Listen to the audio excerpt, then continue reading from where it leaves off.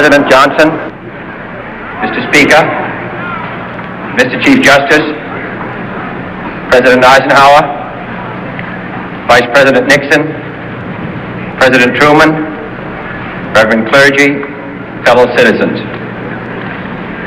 We observe today not a victory of party, but a celebration of freedom, symbolizing an end as well as a beginning, signifying renewal as well as change. For I have sworn before you and Almighty God the same solemn oath our forebears prescribed nearly a century and 3/4 ago. The world is very different now, for man holds in his mortal hands the power to abolish all forms of human poverty and all forms of human life. And yet the same revolutionary beliefs for which our forebears fought are still at issue around the globe. The belief that the rights of man come not from the generosity of the state, but from the hand of God. We dare not forget today that we are the heirs of that first revolution. Let the word go forth from this time and place to friend and foe alike that the torch has been passed to a new generation of Americans born in this century, tempered by war, disciplined by a hard and bitter peace, proud of our ancient heritage, and unwilling to witness or permit the slow undoing of those human rights to which this nation has always been committed and to which we are committed today at home and around the world.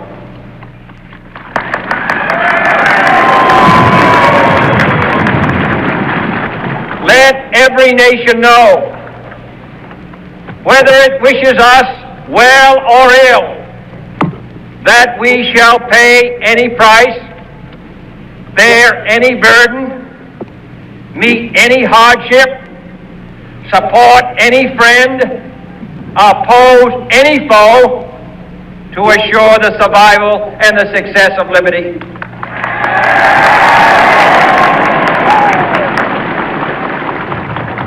This much we pledge and more.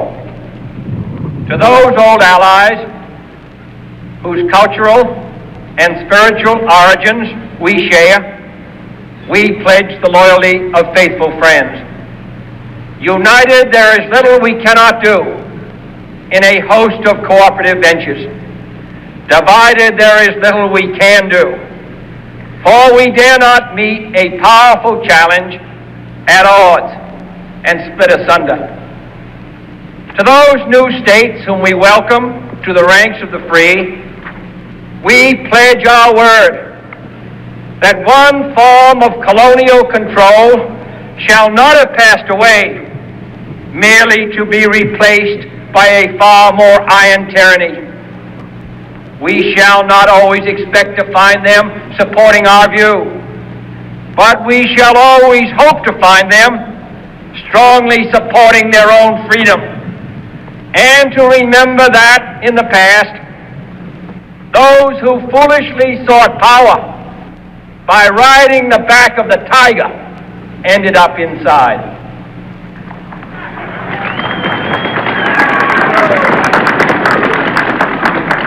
To those people in the huts and villages of half the globe struggling to break the bonds of mass misery, we pledge our best efforts to help them help themselves for whatever period is required, not because the communists may be doing it, not because we seek their votes, but because it is right.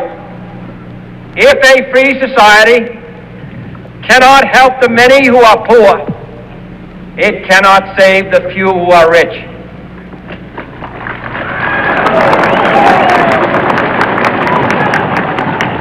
To our sister republics south of our border, we offer a special pledge to convert our good words into good deeds, in a new alliance for progress, to assist free men and free governments in casting off the chains of poverty. But this peaceful revolution of hope cannot become the prey of hostile powers. Let all our neighbors know that we shall join with them to oppose aggression or subversion anywhere in the Americas. And let every other power know that this hemisphere intends to remain the master of its own house.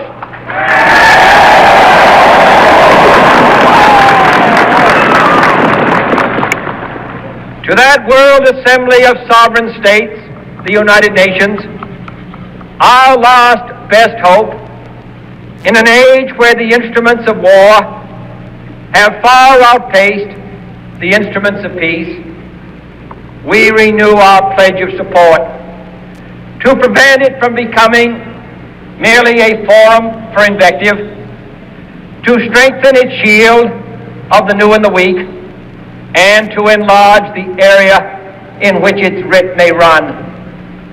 Finally, to those nations who would make themselves our adversary, we offer not a pledge, but a request that both sides begin anew the quest for peace.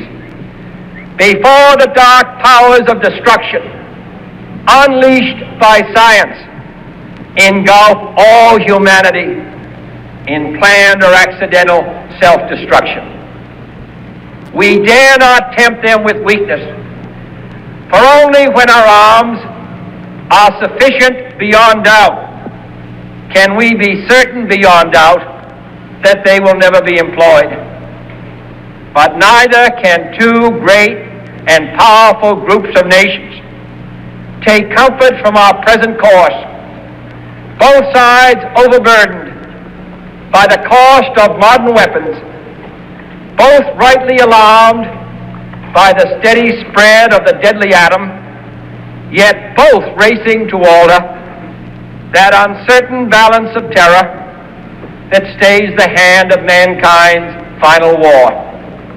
So let us begin anew, remembering on both sides that civility is not a sign of weakness, and sincerity is always subject to proof. Let us never negotiate out of fear, but let us never fear to negotiate.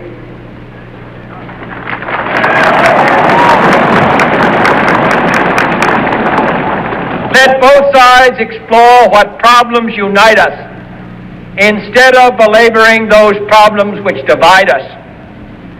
Let both sides, for the first time, formulate serious and precise proposals for the inspection and control of arms, and bring the absolute power to destroy other nations under the absolute control of all nations.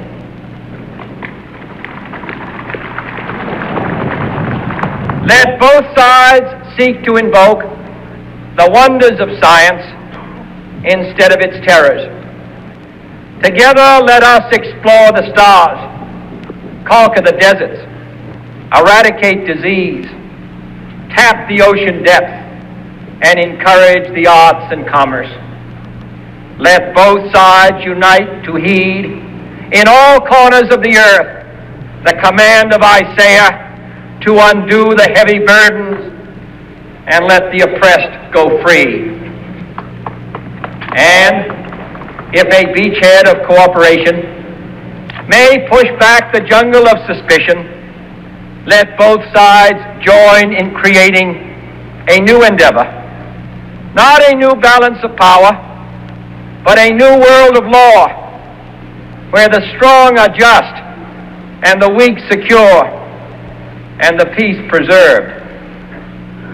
All this will not be finished in the first 100 days, nor will it be finished in the first 1,000 days, nor in the life of this administration, nor even perhaps in our lifetime on this planet.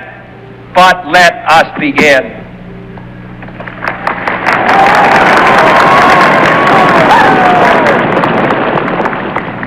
In your hands, my fellow citizens, more than mine, will rest the final success or failure of our course. Since this country was founded, each generation of Americans has been summoned to give testimony to its national loyalty. The graves of young Americans who answered the call to service surround the globe.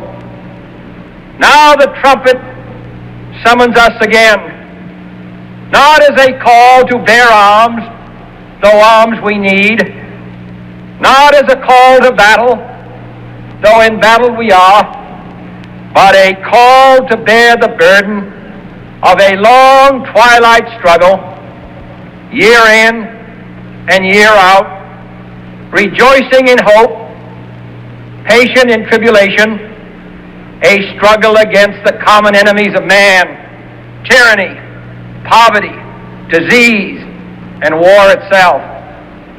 Can we forge against these enemies a grand and global alliance, north and south, east and west, that can assure a more fruitful life for all mankind? Will you join in that historic effort?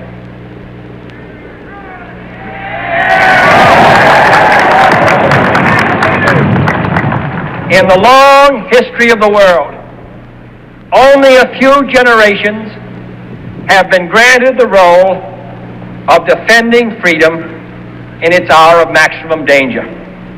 I do not shrink from this responsibility. I welcome it.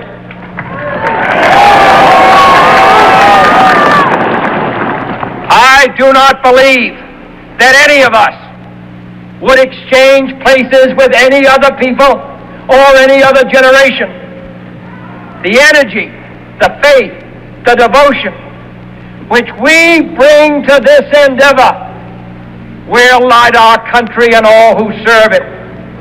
And the glow from that fire can truly light the world.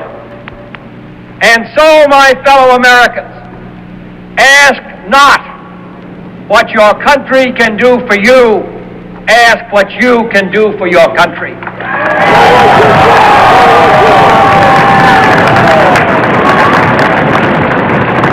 My fellow citizens of the world, ask not what America will do for you, but what together we can do for the freedom of man.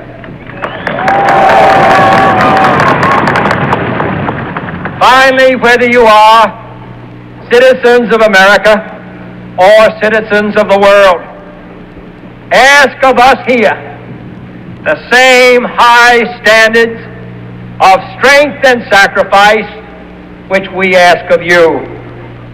With a good conscience, our only sure reward, with history the final judge of our deeds, let us go forth to lead the land we love, asking His blessing and His help, but knowing that here on earth, God's work must truly be our own.